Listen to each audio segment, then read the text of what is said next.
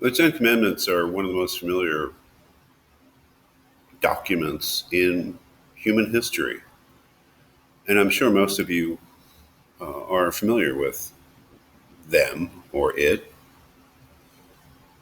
Um, so I don't really have much to say about the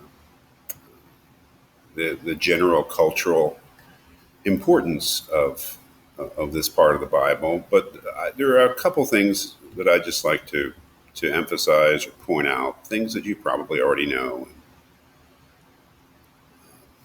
you figure out for yourself. But the first thing I want to just emphasize, point out, is that the Ten Commandments are part of the Bible, and they're part of a specific book of the Bible called Exodus. And as such, they are part of a story. And that story is the liberation of the Hebrews, and really, one might say, the beginning of of the history of the Israelites. And I don't think that it's incredibly necessary to review that story, that history. Many of you are familiar with it from your own reading of the Bible, but it wouldn't hurt to go back and look at Exodus. The excerpt that I've given you begins with chapter 19, and the Israelites are wandering in the desert, but in the background is this tremendous event, which is their liberation, their very dramatic and traumatic liberation from servitude in Egypt, and the beginnings of their history as a free people. And I think that in terms of what we're doing, the most important thing to keep in mind is this context. They have been wandering in the desert in this very dramatic way, this very dramatic story where they're sort of heading to their homeland, heading to their promised land. And while they're wandering in the desert, they stop here at Mount Sinai, and their leader Moses occasionally goes up the mountain to talk to God. And then, as we see, one day he tells Moses to gather them at the foot of the mountain because he wants to talk to them. And it's the thing that I think is important, or one of the things that's important to note, is just how cinematic, spectacular this scene is. If you that is, I'm asking you to visualize it, to use your imagination, and to think of these people, this huge group of people, uh, everybody, young, old, male, female, is gathered at the foot of a mountain, and that mountain is there's the top of it is covered in smoke, and there's trumpets blaring, and Moses has been told to tell the people to clean themselves and wash their clothes and abstain from sexual relations. This notion of cleanliness, they have to be prepared. They have to be in the right frame of mind, maybe even the right physical state for God to give them what he's going to give them. And here in chapter 20 is where the Ten Commandments are. Now, the Ten Commandments, that is an editorial edition. In the original Bible, original Hebrew Bible, there's no section heading called the Ten Commandments. That's just a traditional way that we think of what God says to the Israelites. And of course, that's the most important thing for us, is that we're interested in this moral instruction that God gives them. And really, the most important thing for you is to read it and think about it. But let me just point out a couple things. There's no numbering here, right?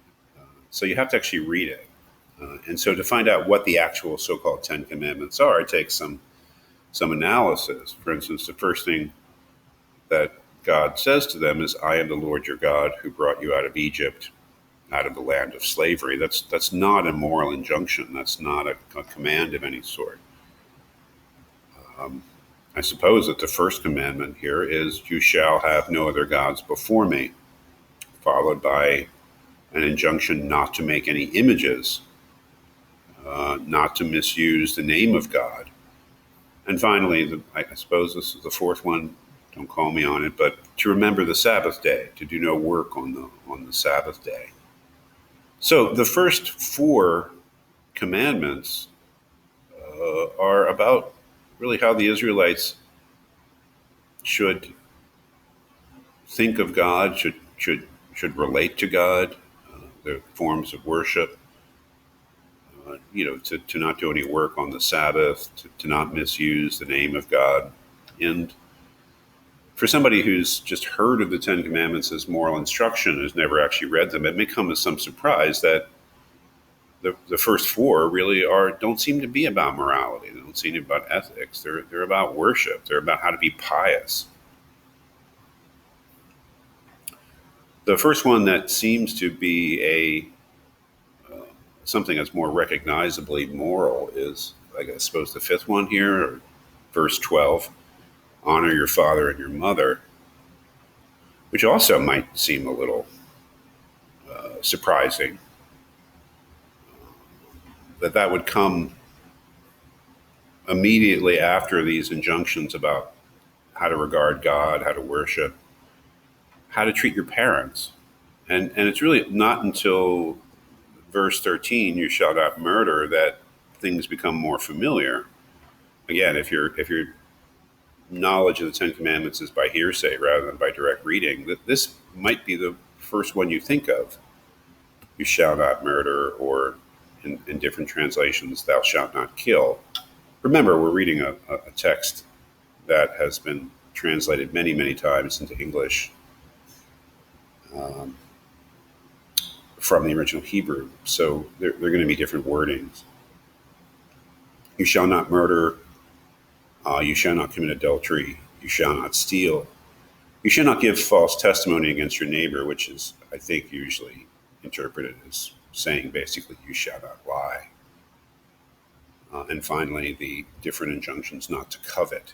And to covet, I suppose, means to desire or to be jealous of. Let's look it up. What does covet mean?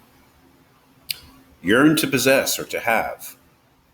Yes. So don't do that. Don't yearn to possess your neighbor's things, including his wife. Okay, so it is what it is. It says what it says.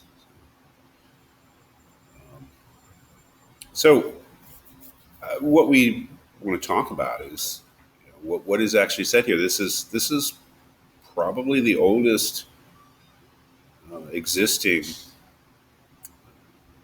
ethical commands or ethical advice, or this is how you're supposed to live, and this is what you're supposed to do and to not do. And what do we think of it? I got to tell you, the first time I read it as a student, rather than just sort of hearing about it in church, the first thing that struck me was that you have things like this: "You shall not murder," and "You shall not steal," which seemed to me to be basic moral rules or injunctions or principles. And then you have these things here, which don't seem to be basic moral rules and principles. You have the first commandments are really about worship, about how you relate to God, whereas we usually think in the modern period as morals as being how we treat each other and how we relate to each other. But in the Ten Commandments, they're all of a piece. And also, what struck me the first time I read it was just how dramatic the scene was, and trying to put myself in the place of an ancient Israelite, taking the story as being true, which you are free to do or not to do as you please as a college student. The state of mind, even the physical fear and awe that the people are in, given that they're at the foot of a mountain and the mountain is shaking and the fire and the smoke and the trumpets blaring, they all have to have something to do with this thing. I mean, and the so yes, it is what it is. I mean, maybe it's the most important moral document in the history of Western civilization, what we might call Judeo-Christian tradition. But people don't really read it that much. They don't really study it that much. They don't look at the Ten Commandments in context. Of course, what you make of that is entirely up to you.